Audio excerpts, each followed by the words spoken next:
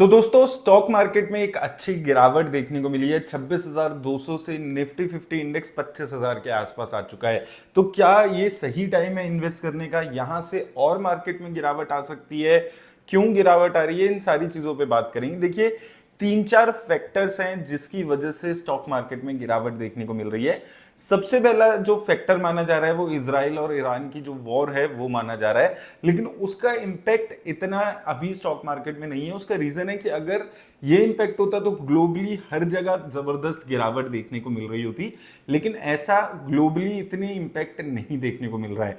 तो डेफिनेटली ये जो इजराइल और ईरान की अभी वॉर का बातें चल रही हैं, जो चीजें वहां पर हो रही हैं, उसका उतना उस लेवल का इंपैक्ट नहीं है। लेकिन सर्टेनली क्रूड ऑयल के प्राइसेस वहां पर इंक्रीज हो रहे हैं उस वजह से, जिसका एक level of impact stock market में आ रहा है। लेकिन कुछ इंपैक्ट इंडिया की वजह से, इंडिया की मार्केट की वजह से अपने इंपैक्ट है। सबसे पहला जो एक डर अभी इंडिया में आ रहा है वो है ग्रोथ के स्लो डाउन का।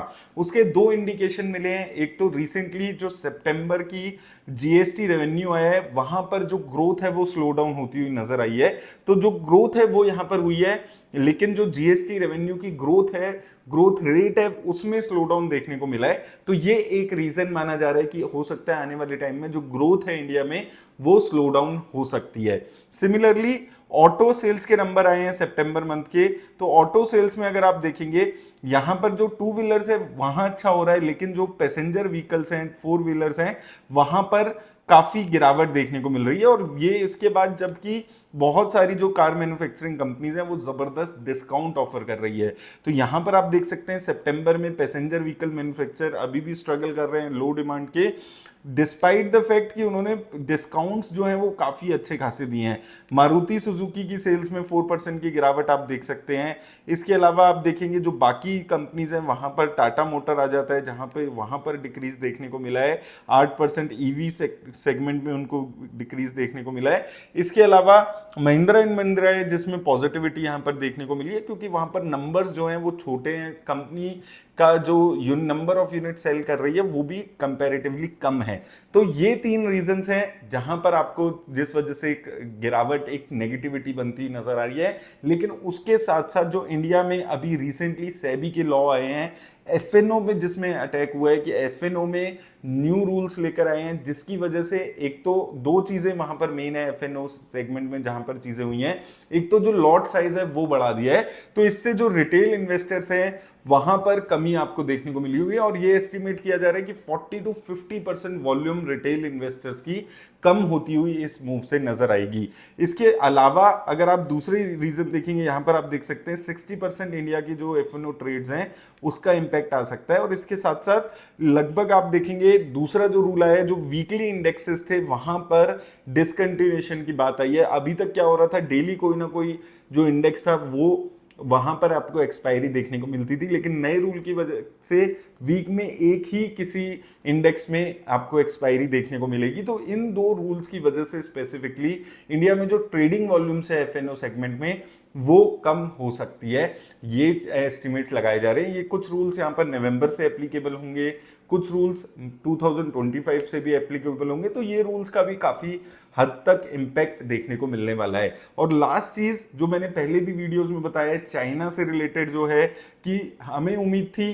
कि इंडिया में के पास पैसा आएगा जब ये रेट कट्स आएंगे, लेकिन उल्टा होते हुए नजर आ रहा है। आप देखेंगे पिछले 4 दिन से लगातार फॉरेन इंस्टीट्यूशंस पैसा निकाल रहे हैं, और वो भी भर भर के पैसा निकाल रहे हैं। 9,000 करोड़, 6,000 करोड़, 15,000 करोड़, 10,000 करोड़, इस लेवल की सेलिंग यहां पर देखने को मिल रही है फॉरेन इंस्टीट्यूशन से।